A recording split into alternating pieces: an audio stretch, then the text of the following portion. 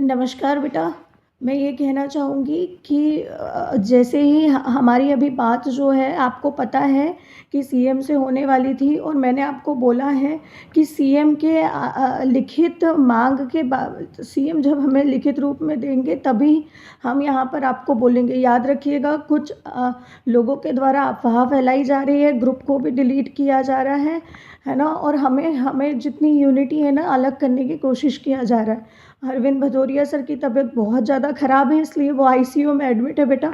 और अभी अभी मेरे को होश आया है।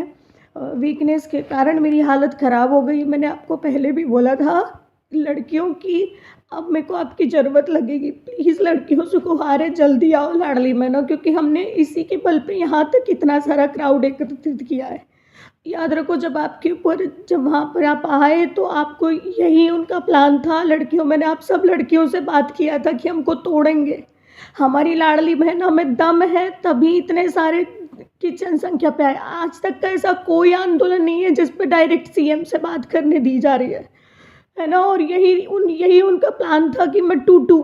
लास्ट में मेरे को अब पता है तोड़ने की कोशिश की गई थी, इसीलिए मैंने लाडली बहना पर चिल्लाया था कि आपकी ज़रूरत है। बेटा इससे आज भी मैं कुछ नहीं कह पाऊँगी। मेरी बहुत ज़्यादा तबीयत ख़राब है, मैं सीएम के पास नहीं जा पाई इसी कारणवश अब भी सोकर उठी हूँ। आप सभी लोग कुलदीप सर जो बोल रहे हैं, राधे भैया जो बोल रहे हैं सिर्फ उसको फॉलो करें। इसके अलावा किसी भी टीचर की बात नहीं सुने, किसी भी अन्य लोगों की बात नहीं सुने। और जितनी ज़्यादा से ज़्यादा इस बात को फैला सकते हैं जल्दी फैलाओ। अभी आंदोलन ख़त्म नहीं हुआ है, याद रखना, है ना? आंदोलन तभी ख़त्म होगा जब हमने बोला था जो मांगे हैं हमारी, है ना? इससे ज़्यादा अभी मैं कुछ नहीं बोल पाऊँगी, मैं नहीं उठूँगी। मैं बोल रही हूँ लड़कियाँ ज़्यादा से ज़्यादा आगे आओ। जो कुलदीप सर बोल रहे हैं, जो राधे भैया बोल रहे हैं वही मानो, उसके अलावा कुछ मत मानो। क्योंकि क्या है, बीच बीच में बहुत सारे ऐसे टीचर्स हैं, मैं डायरेक्ट बोल रही हूँ, बहुत सारे ऐसे जोधा बन रहे हैं जो बेटा आ रहे हैं और अपने मन से फैला रहे हैं। क्योंकि जनसंख्या बढ़ रही है, मैंने बोला था कुछ असामाजिक तत्व बीच बीच में आ रहे हैं। अगर तुम 20 लड़कियां भी आ गई ना, ये वो लड़कियां भी आ गई जिनको मैंने कहा था कि तुम आमरण अनशन पे बैठ जाना जब तक वो बातें नहीं मनवाई जाएंगी जो कुलदीप सर और राधे भैया बोलेंगे।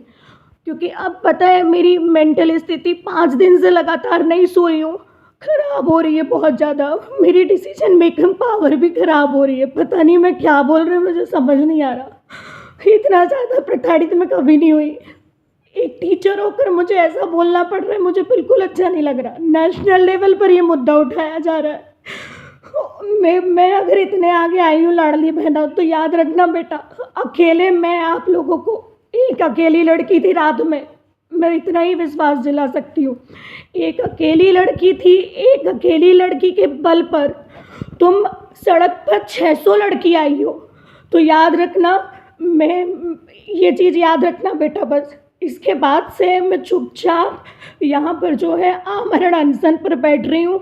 आप लोगों को सिर्फ और सिर्फ कुलदीप सर की बात और राधे सर की बात को फॉलो करना है। इसके अलावा किसी भी असामाजिक तत्व की बात को मत फॉलो करो, है ना?